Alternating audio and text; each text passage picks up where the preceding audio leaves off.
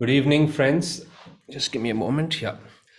Now, it's a wonderful occasion.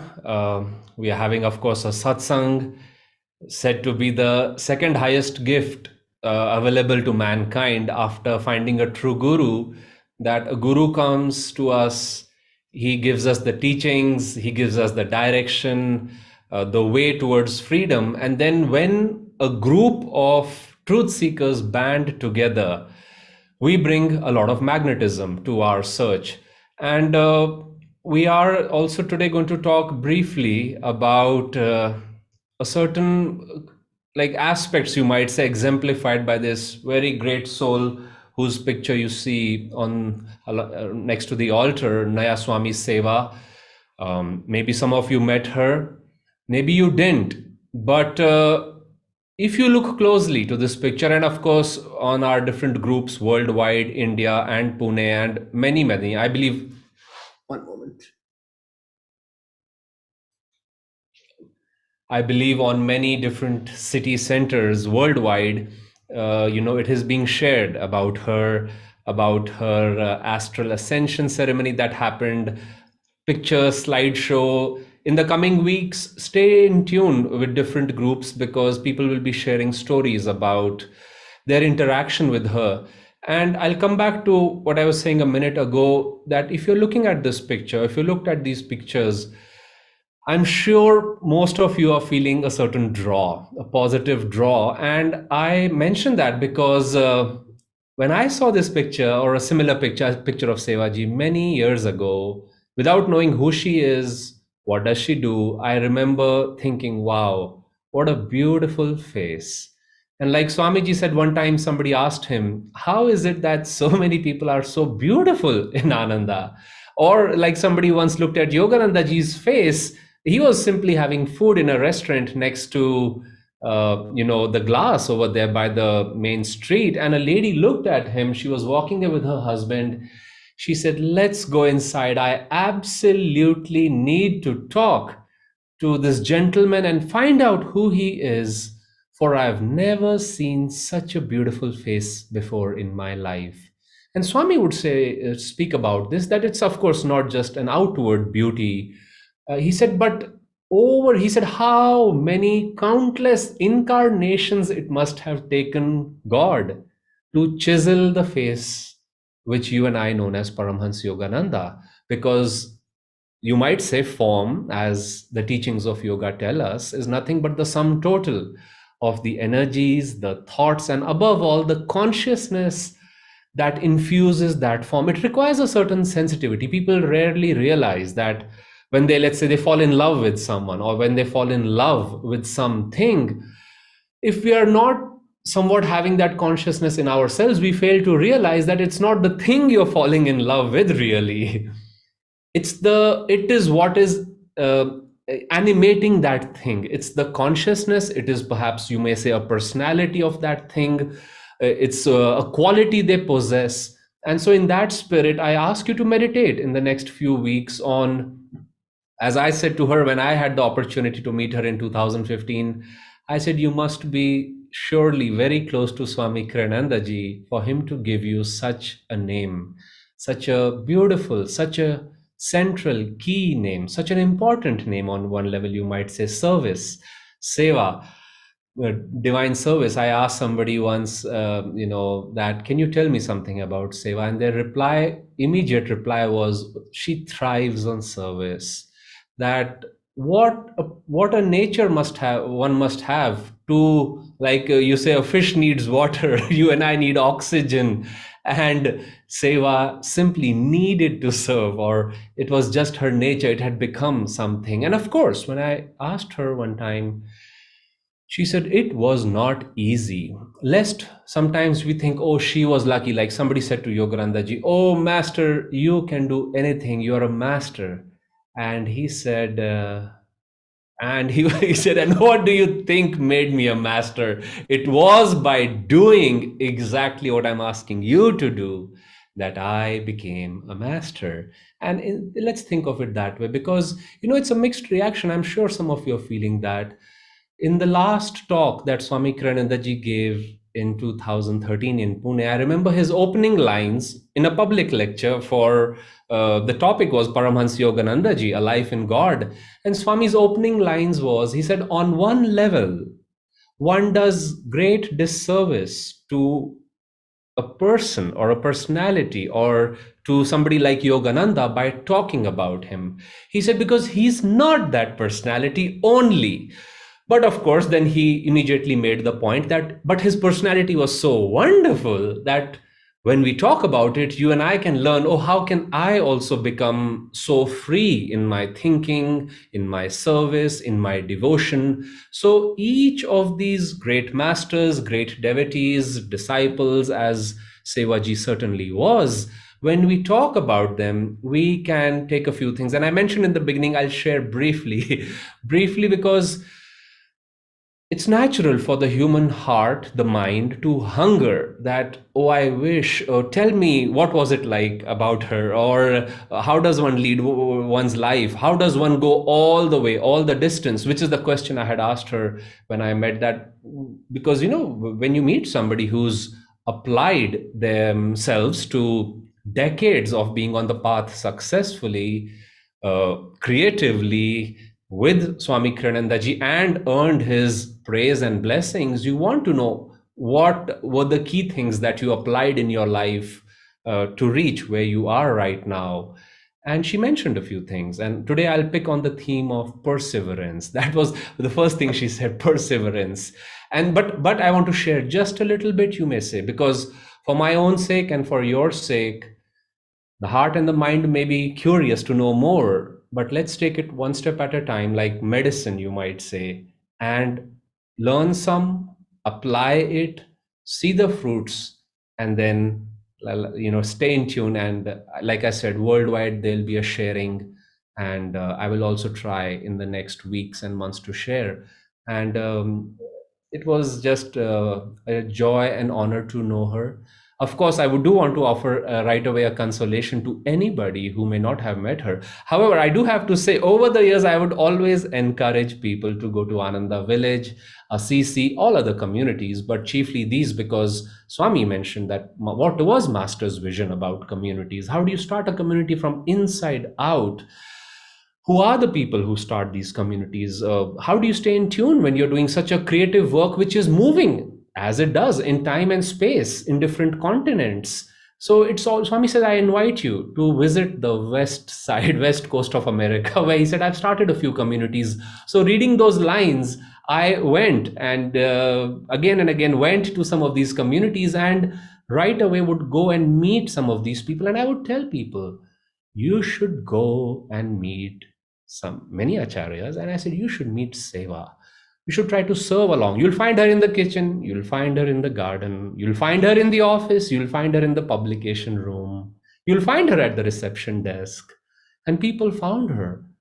As you must be hearing from many, many, even a little service they did with her. Often most people are talking about is her silence, which is how Master taught to most of his advanced disciples. People are talking about her eyes, they're talking about her smile, they're talking about her presence, which is another way of saying consciousness. And it is not your and my job to talk too much about anybody's consciousness. Swami says a true devotee never does that. Who knows? However, we must and we can talk about what we are feeling, what we felt. And in that spirit, I have to say that those of you who made that journey perhaps had the chance, and if it was right for you to meet her, you will remember, you will know what I'm talking about.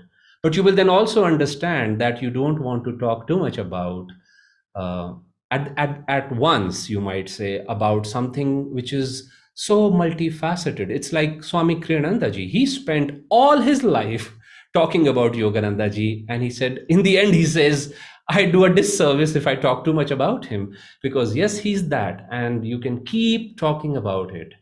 However, like Master said to one devotee who was always taking his pictures, he said, why do you keep taking my pictures?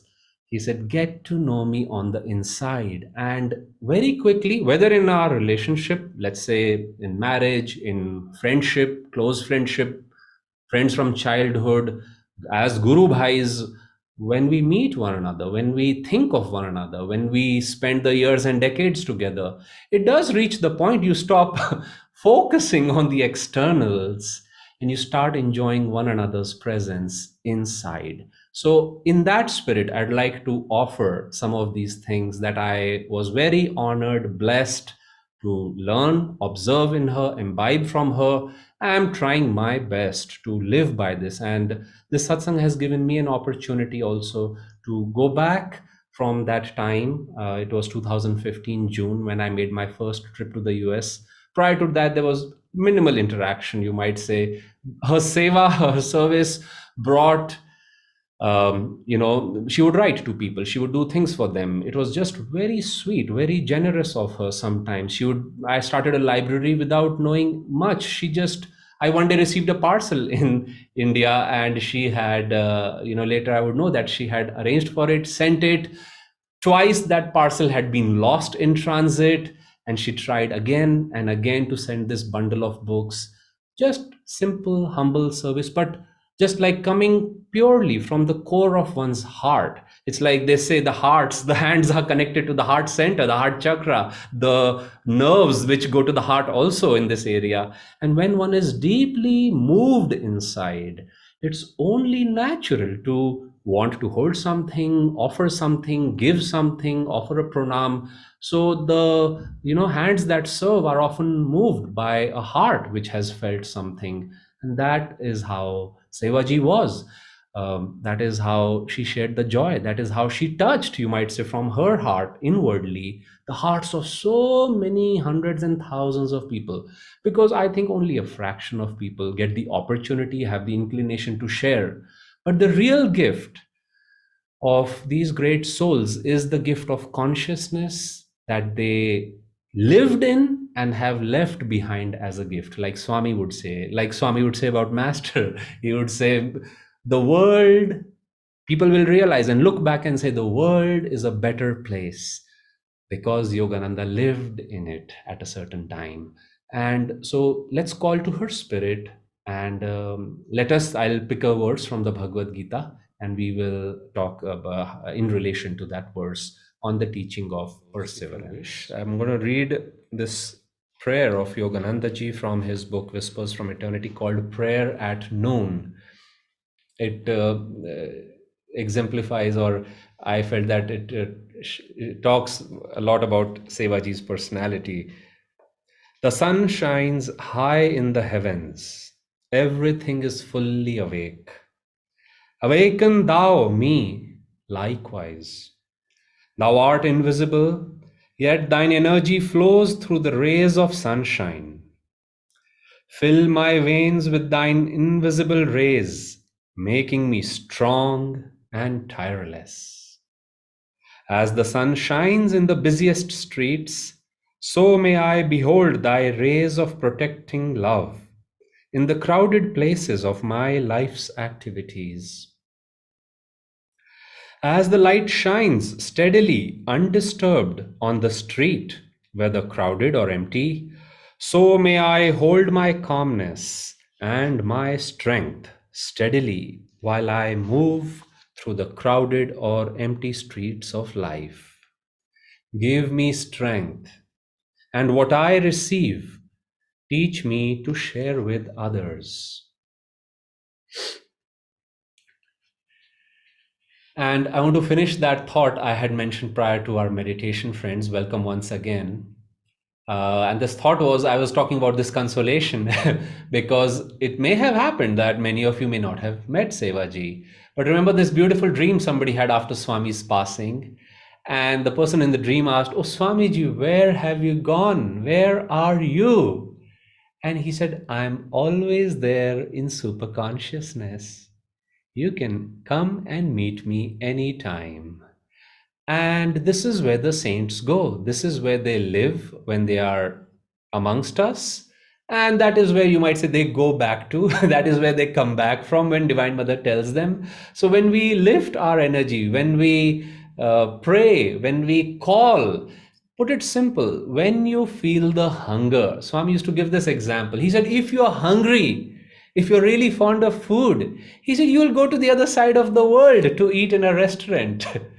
But other people could be staying right next to the restaurant, but they won't go inside because they're not hungry. So, as we develop the hunger, it is the promise of the saints that nothing is too far. Then it comes to us, we are drawn in body, in mind, in spirit, in thoughts, in feelings, and we start resonating with that. And likewise, it was a very sweet dream. I'll invite you to see that video on Ananda Sangha Worldwide YouTube and Facebook page, where Jyotish ji had this dream on the night after Seva ji left her body. She left her body in the evening time. And he said he usually does not get such dreams. And he had this dream. I'm going to only paraphrase. I want you to hear the original from himself, from Jyotishji himself.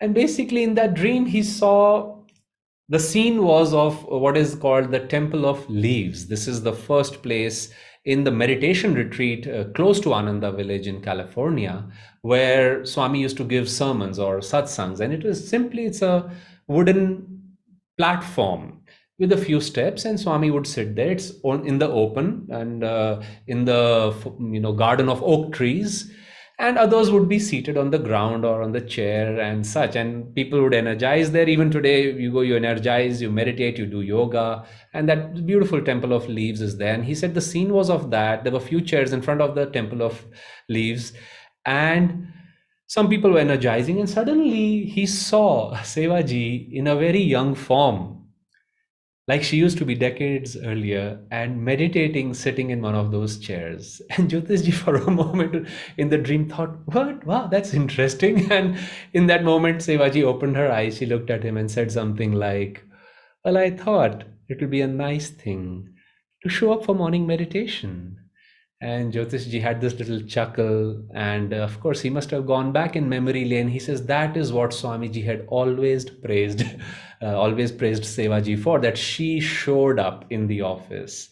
She was there. She was reliable. Swami, and anyway, so the dream ended over there. And Swami, when he wrote his last will, you know, he said over there that I owe my eternal gratitude to Seva to help me. She helped me start Ananda and express what Yogananda ji had asked me to do. And so I was saying, if you haven't met her, remember, like Jyotish ji was saying, well, Seva is right here. And that is what the saints, that is one of gift of practice of yoga. Like Sri Krishna says in the Bhagavad Gita, that nothing is lost in this path. You attain a certain, whatever you attain, it stays with you. And the saints who are aspiring yogis, who become saints, they enter that state of yoga, the state of oneness. As that state is described, one of the things they say about it is that there is simply no time in that state. Space does not exist. The realms of physical, astral, and causal cease to exist because you've gone past them. You see, creation exists as a duality because it is created out of something. So are time and space created. So when we go past them, that is really where what the saints describe, the state of yoga or eternal life, unbroken God communion, is the gift. It awaits each one of us. We have to wake up to that. So that is the realm where our dear, very dear friend and guide Sevaji has gone, and we can meet her over there. We can bang on the gates, open, open. We want to see her. We want to hear from her.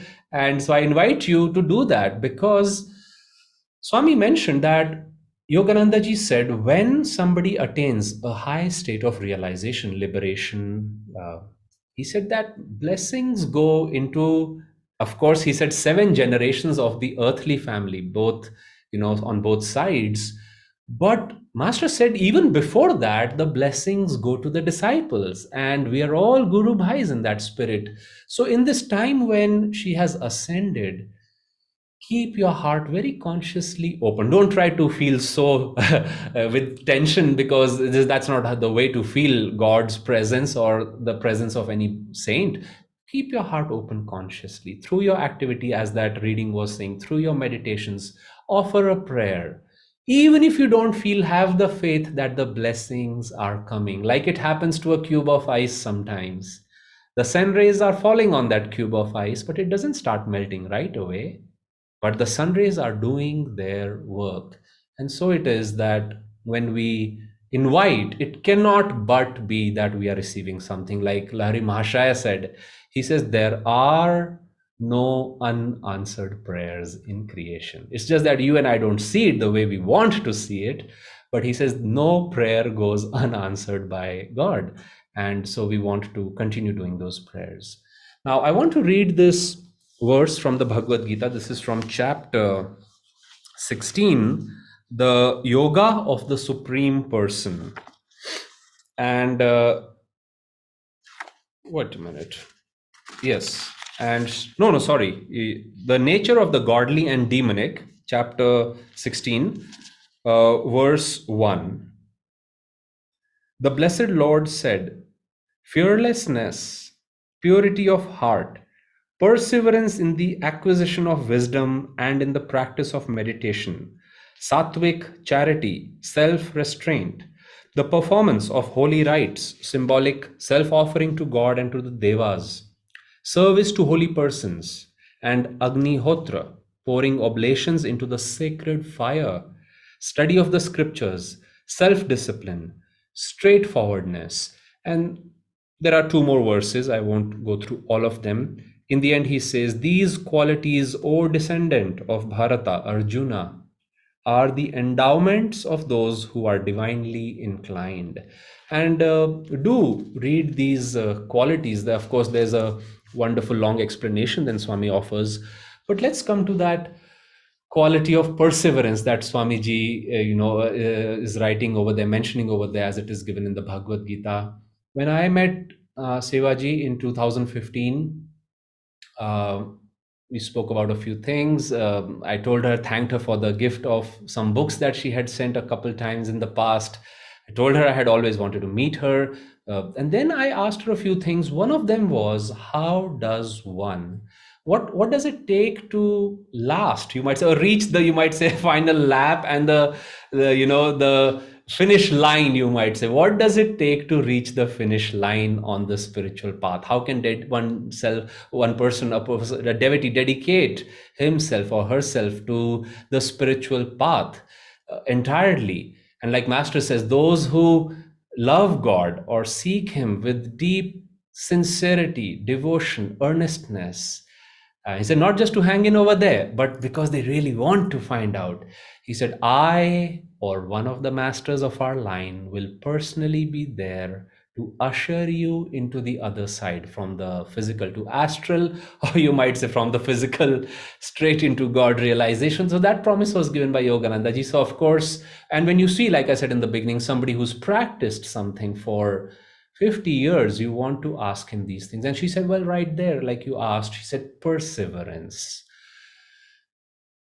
No matter what comes, to persevere. And what is perseverance? It's mentioned over there as one of the qualities of by Sri Krishna, that some of us may be new on the path, some may be perhaps going on for 10 years, 20, 30 years. That no matter what, it's not about how many decades we cross. You may come to the path at the age of 80, like a devotee did, and she found God. Master said she found liberation in that incarnation. She simply said to Master, sir, all my life, based on my upbringing, I thought God does not exist.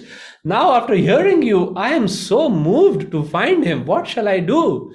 And he said, come and stay with us. And he gave her the Diksha and teachings. And he said, in the few years she had remaining, she found God. So more than when you come, the question is how you come. How hungry are you? And it is that hunger that will ultimately draw. So perseverance is, and sometimes actually here's the challenge. You stay on the path too long. And this has been outlined by many great saints. I'm thinking of Thomas à Kempis. He writes a whole chapter on this, that when we stay on the path too long, sometimes we get this thought, either we can get bored, or the mind may say, well, I know what I'm supposed to do tomorrow. This is the practice. I have to energize. I have to do Hong Sa, Kriya Yoga, Om technique, read the scriptures. Oh, I've heard this one before. I've done that. And subconsciously, at least, some of these undercurrents could come. And Swami points out in the Bhagavad Gita, he says, instead, now you see, perseverance just doesn't mean, think of a marathon runner and you think, oh, he or she is just running, running, running, running. It seems like a very simple, straightforward, no thinking job to do. It's not like that. They are totally self aware. A good runner is how his body is behaving, how he's putting every step one behind the other, what is his intention, how is his heart cooperating, how is his breathing going.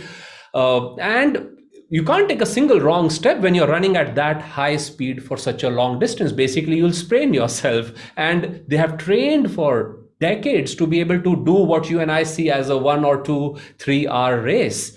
But for that race, they are completely self aware. Similarly, Swami says, when you are on this journey and applying yourself to perseverance, he says, be creative in your outlook. It's not just about doing what you learned on day one by rote practice. You see, God is not to be found, Krishna says, even by sattvic living alone.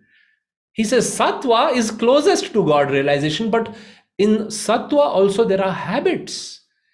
And sattvic habits, as again Krishna points out in the Bhagavad Gita, have the tendency to fall into tamas, straight into tamas. Because if we are not conscious, why are we doing what we are doing? And if we are not reaching the goal, or in order to reach the goal, what else can I do? How else can I do? If this door is blocked, what else might I do? Ever new creative expressions, whether it is of sharing the teachings, whether it is of applying the teachings in your life, seeing the expression of God. God never repeats himself even once, Yogananda ji said, yet he perseveres for eternity, spewing out galaxies and creating and absorbing things into himself, creating, and he doesn't lose awareness of it for a moment. And in the same way, when we find ourselves going from weeks to months to years and decades, I think what Sevaji was saying in a nutshell was persevere. Swami writes over there, save yourself from stubbornness. Now you see, perseverance, steadfastness, persistence, these are qualities of the first chakra, positive qualities. The negative side is stubbornness. This is how I do it. I don't want to do it in another way. This is how I learned it. This is how I will continue doing it for the rest of my life. And it looks like a very loyal expression. But Swami says people never sometimes even stop to ask, is it working? Is it bringing me the joy? Is it bringing me God? Is this what I had signed up for? Is this how the masters accomplished it? So in that little word of persevere for life, it's not a grim perseverance, it's a joyful, it's a re-look at things, it is a self-assessment, it involves introspection. Swami says it is re-examining and even moving from what one believed in one time to other insights that God gives you along the way. Again, let's say you're persevering in a marathon run and you say you pace yourself. You have a plan. It's very good to have a plan because you know where you want to go.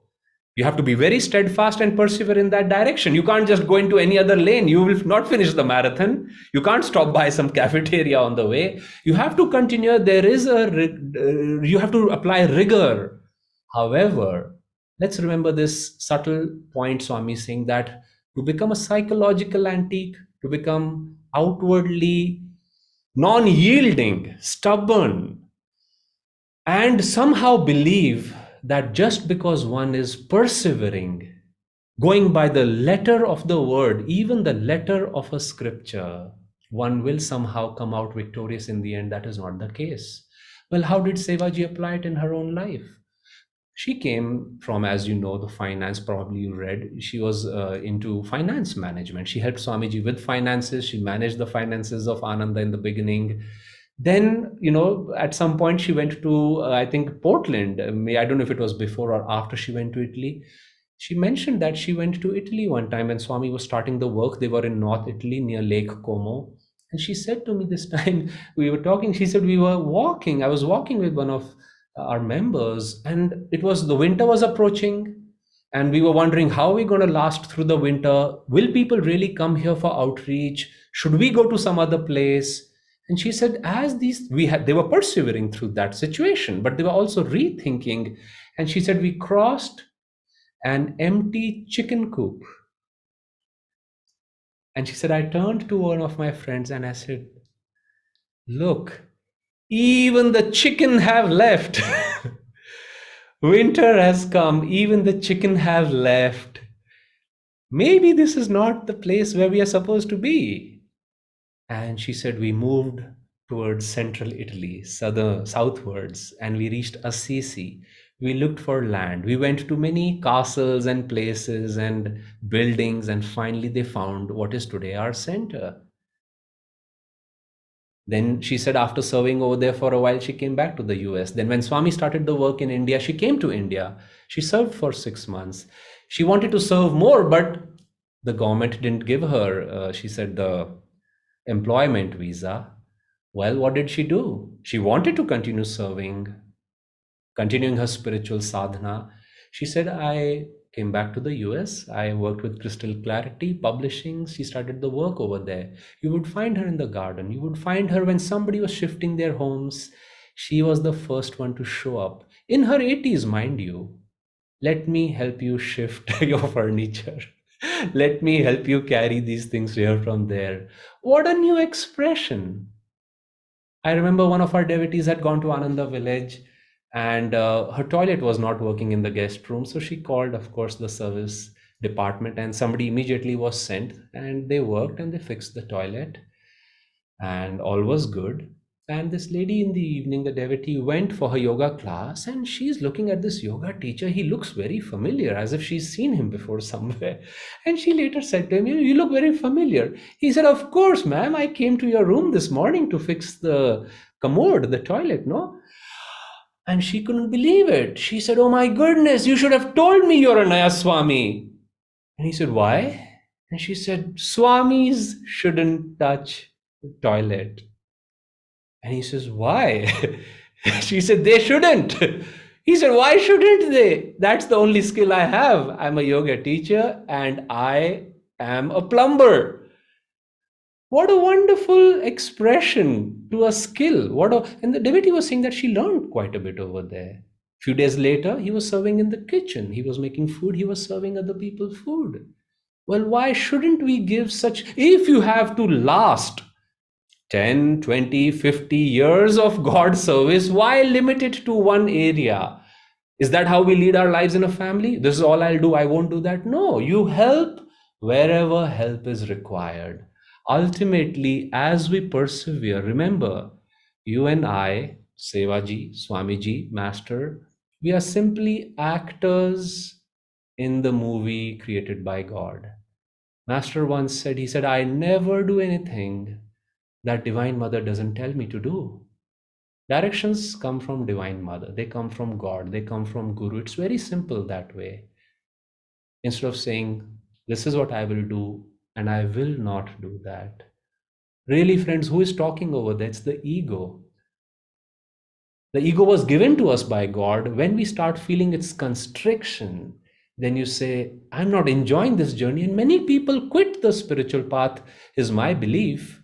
They don't last the years and decades because they're not open mentally, emotionally, perhaps, to the diverse expressions. Of course, you have to meditate. Of course, you should do yoga, read the scriptures. But how are you expressing those teachings? Is something we can think about. If you've again spent years, look back at those years. If you're somebody who's looking forward, if God allows you to have a long life, how do you see yourself? What shall that spectrum of service be? And coming back to what Sevaji shared with us, she said, persevere no matter what. If you've chosen this way of God realization, stick by it. Give it ever new expressions, Swami is saying. Reevaluate where you started, how you expressed it. Is it time to change? And if God is changing all the time, don't change your loyalty. Be firm in your principle, like I said. You have to stick to the race. But how you approach that race step by step is something we could learn. And look at the joy, look at the fruit of a practice. Many times I feel that is the gift in itself, that in the beginning we are doubtful, we want to know for sure, we have questions. But after a while, you look at somebody who's gone through this wonderful, you might say, expression over a lifetime, and you say, if that's how I will become, I'm in for this, in the for the whole thing. I'm in this game till the end. So let's take a moment of silence, inwardly reflect on Master's teachings on this subject of perseverance. Let us inwardly ask for the grace, guidance, even divine correction from the masters, from great souls who have gone before us, to keep us steadfast and ever in tune with God's will as we offer our lives to them in service, that may the divine will be accomplished through each one of us in its own way.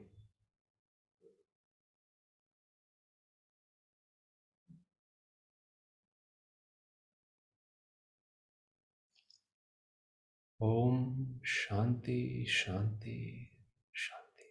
I'll do a little.